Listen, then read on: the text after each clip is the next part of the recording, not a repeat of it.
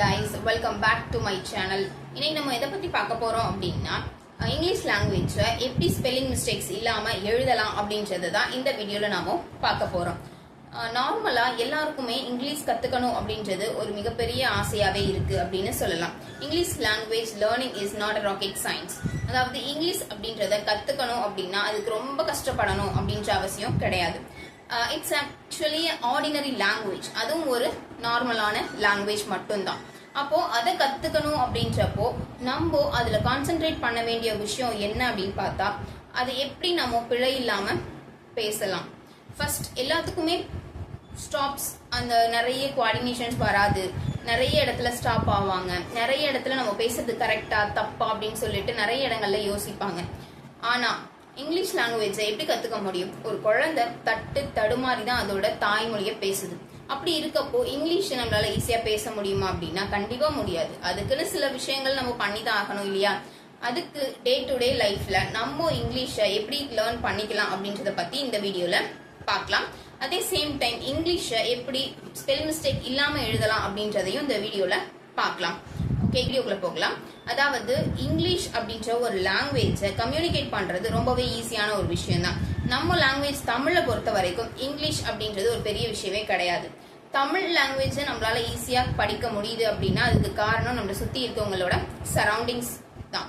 சரௌண்டிங்ல இருக்கிறவங்க எல்லாரும் என்ன லாங்குவேஜ் பேசுறாங்க அப்படின்றது தான் அதுக்கான முக்கியமான ஒரு விஷயமா இருக்கு. இப்போ ஒரு குழந்தை ஒரு இங்கிலீஷ் பீப்புள்ஸோட வளருது, இல்ல ஒரு தமிழ் பீப்புளோட வளருதுன்னு வச்சுக்கோங்க. அப்போ தமிழ் பீப்புள் பேசுற லாங்குவேஜை கேட்டு தமிழ் குழந்தை வளருது, இங்கிலீஷ் பீப்புள் பேசுறதை கேட்டு இங்கிலீஷ் குழந்தை வளருது. ஸோ அப்போ அந்த குழந்தை தன்னோட டே டு டே லைஃப்ல என்ன லாங்குவேஜை இன்ஹெல்ப் பண்ணுதோ அந்த லாங்குவேஜை மட்டும்தான் அதால பேச முடியுது. ஸோ அப்போ நம்மளால முடியாத ஒரு விஷயம் அப்படின்னு கேட்டா என்ன? லிசனிங். லிசன் பண்றது நிறைய பேருக்கு ரொம்பவே கஷ்டமான ஒரு விஷயமா இருக்கு.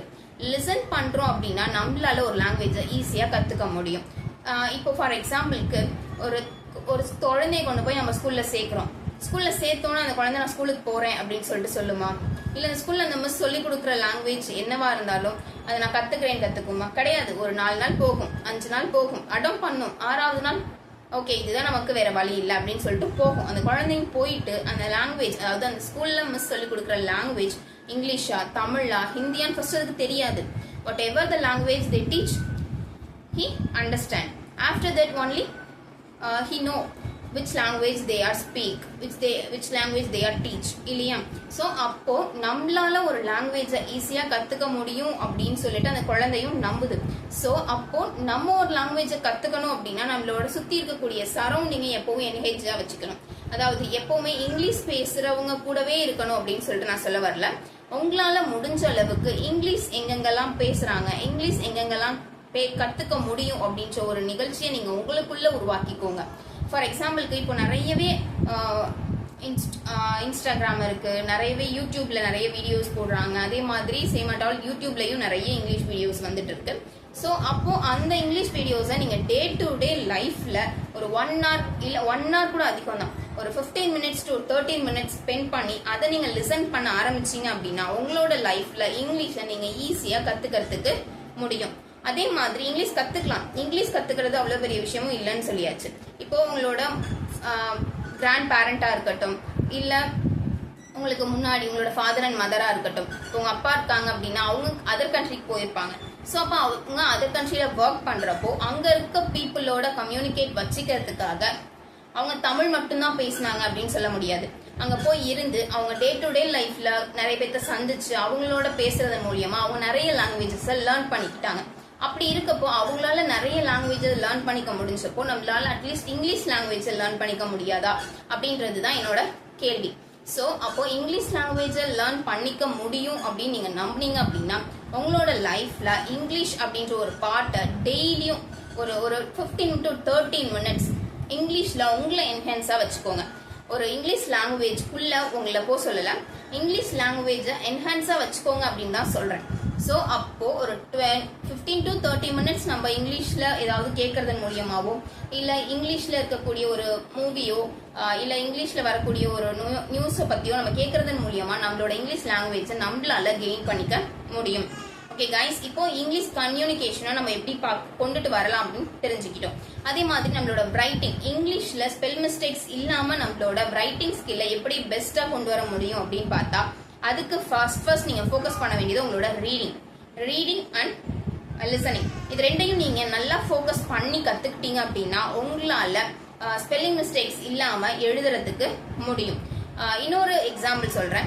இப்போ நீங்க வந்து ஒரு புக் படிக்கணும் அப்படின்னா அந்த புக்கை படிக்கிறதுக்கு ஃபர்ஸ்ட் உங்களுக்கு ஸ்பெல்லிங்ஸ் ப்ரொனவுன்சியேஷன் கிளியரா இருக்கணும். அப்போ ஸ்பெல்லிங்கோட ப்ரொனவுன்சியேஷனை நீங்க கிளியரா படிக்கிறீங்க அப்படின்னா உங்களால கிளியரா வித்தவுட் ஸ்பெல்லிங் மிஸ்டேக்ஸோட எழுதவும் முடியும். ஸோ இப்போ ஒரு டைம் நம்ம எழுதுவோம், ரெண்டாவது டைம் நம்ம எழுதுவோம், மூணாவது டைம் நம்ம இது ஏதோ மிஸ்டேக் பண்ணிருக்கோமே அப்படின்னு சொல்லிட்டு அந்த இடத்துல தடுமாறுவோம். ஸோ அப்போ நம்ம என்ன பண்ணணும்னா நம்ம படிக்கிற விஷயங்களை தெளிவா படிக்கணும். வித்தவுட் ஸ்பெல்லிங் மிஸ்டேக்ஸ் இல்லாம நம்ம எழுதணும் அப்படின்னா நம்ம பேசக்கூடிய வார்த்தையா இருந்தாலும் சரி, நம்ம ப்ரொனவுன்ஸ் பண்ணக்கூடிய விஷயமா இருந்தாலும் சரி, கிளியர் ப்ரொனவுன்சியேஷனோட நம்ம எதுவா இருந்தாலும் யூஸ் பண்ணோம் அப்படின்னா அந்த இடத்துல நம்மளால மிஸ்டேக் பண்ண முடியாது. நிறைய பேத்துக்கு வந்து நாங்க பேசுறதெல்லாம் புரிஞ்சுக்கிறோம், எங்களால பேசவும் முடியும்னு வச்சுக்கோங்களேன், பட் ஆனா எழுதுறப்போ எங்களுக்கு ரொம்பவே கஷ்டமா இருக்கு, நிறைய ஸ்பெல்லிங் மிஸ்டேக்ஸ் வருது அப்படின்னு சொல்லிட்டு சொல்லுவாங்க. அப்போ ஸ்பெல்லிங் மிஸ்டேக்ஸ் நிறைய வரதுக்கு காரணம் நம்ம அதுல கான்சென்ட்ரேட் பண்றது கிடையாது.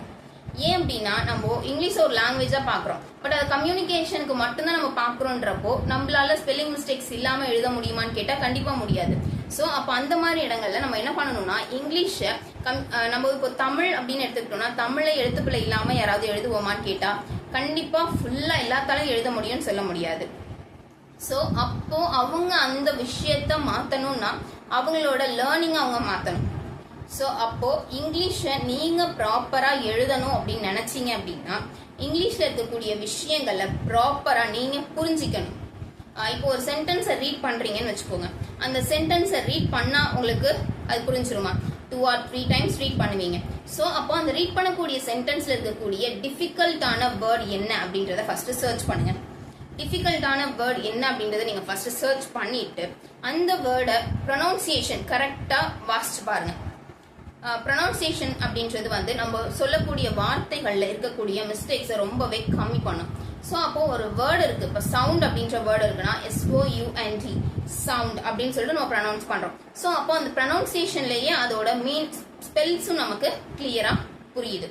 ஸோ அப்போ ஒரு புக்கா இருக்கட்டும் இல்ல ஒரு நியூஸ் பேப்பரா இருக்கட்டும் ரீட் பண்ணுங்க, உங்களுக்கு இங்கிலீஷ்ல கான்வர்சேஷன் வந்துரும் அப்படின்னு சொல்லிட்டு சொல்லுவாங்க. இங்கிலீஷ்ல கான்வர்சேஷன் எல்லாத்துக்குமே வரும் தான், வராது அப்படின்னு நான் சொல்லல. பட் ஸ்பெல்லிங் மிஸ்டேக் இல்லாம ஒரு விஷயத்த நீங்க கத்துக்கணும்னா நிறைய புக்ஸ் படிங்க. புக்ஸ் படிக்கிறது வந்து சும்மா நார்மலா நானும் படிக்கிறேன் அப்படின்னு சொல்லிட்டு நான் படிக்க சொல்லல. ஒவ்வொரு லைனையும் கரெக்டா ஸ்பெல்ஸ் ப்ரொனவுன்சியேஷனோட நீங்க படிச்சீங்க அப்படின்னா 1 டைம் படிச்சாலும் அந்த வேர்ட் உங்களுக்கு மறக்காது. அட் த சேம் டைம் டிஃபிகல்ட்டான வேர்ட்ஸ் ஏதாவது இருந்துச்சு அப்படின்னா அந்த டிஃபிகல்ட்டான வேர்ட்ஸை எப்படியெல்லாம் உங்களால அகைன் அண்ட் அகைன் சொல்லி பழக முடியும், அகைன் அண்ட் அகைன் எழுதி பழக முடியும் அப்படின்னு பாருங்க. இப்போ ஒரு வேர்ட் இருக்கு அப்படின்னா ஃபார் எக்ஸாம்பிளுக்கு டிஃபிகல்ட் அப்படின்ற வேர்டே வச்சுப்போம். டிஃபிகல்ட் அப்படின்ற வேர்டை நார்மலா சொல்றப்போ உங்களுக்கு ஈஸியா தான் இருக்கும், பட் அது எழுதுறப்போ ஒரு சிலருக்கு அந்த இடத்துல மிஸ்டேக்ஸ் வரும். ஸோ அப்போ நம்ம என்ன பண்ணலாம், ஒரு சென்டென்ஸ் வாசிக்கிறோம் இல்ல ஒரு பேஜ் வாசிக்கிறோம் அப்படின்னா அதுல இருக்கக்கூடிய டஃபஸ்ட் வேர்ட்ஸை அண்டர்லைன் பண்ணி வச்சுட்டு அந்த வேர்டுக்கான மீனிங் என்னவா இருக்கும் அப்படின்னு சர்ச் பண்ணிட்டு அந்த சர்ச் பண்ண வேர்டை நம்ம ஒரு நோட்ல எழுதி வச்சுக்கிட்டோம் அப்படின்னு வச்சுக்கோங்களேன், நம்மளால அந்த வேர்டை மிஸ்டேக் இல்லாம எழுத முடியும். ஸோ கைஸ், ஒரு புக்ல இருக்கக்கூடிய ஒரு விஷயமா இருந்தாலும் சரி, இல்ல நம்மள ஒரு மெயில் பண்ண சொல்றாங்க, ஒரு ஹையர் அத்தாரிட்டிக்கு மெயில் பண்ணணும் அப்படின்னாலும் நம்ம பண்ண போறது இப்போ இருக்கிற சிச்சுவேஷன்ஸ்ல எல்லாம் ஃபுல் அண்ட் ஃபுல் இங்கிலீஷ் அப்படின்னு ஆயிடுச்சு. ஸோ அப்போ அந்த இங்கிலீஷை தப்பு இல்லாம பண்ணணும் அப்படின்னா நம்ம அதுக்கு ஃபர்ஸ்ட் நம்மளோட ஸ்கில்ல வளர்த்துக்கணும். ரைட்டிங் அண்ட் ரீடிங் இது ரெண்டுமே ரொம்பவே இம்பார்ட்டன்டான ஒரு விஷயம் அப்படின்னே நான் சொல்லுவேன். ஸோ இங்கிலீஷை எப்படி எழுதலாம், ஸ்பெல்லிங் மிஸ்டேக்ஸ் இல்லாம எப்படி எழுதணும் அப்படிங்கிறதுக்கு எனக்கு தெரிஞ்ச விஷயங்களை நான் உங்களோட ஷேர் பண்ணியிருக்கேன். இந்த வீடியோ உங்களுக்கு யூஸ்ஃபுல்லா இருந்துச்சா இல்லையா அப்படின்றத கமெண்ட் பாக்ஸ்ல கமெண்ட் பண்ணுங்க. தேங்க்யூ ஃபார் வாட்சிங்.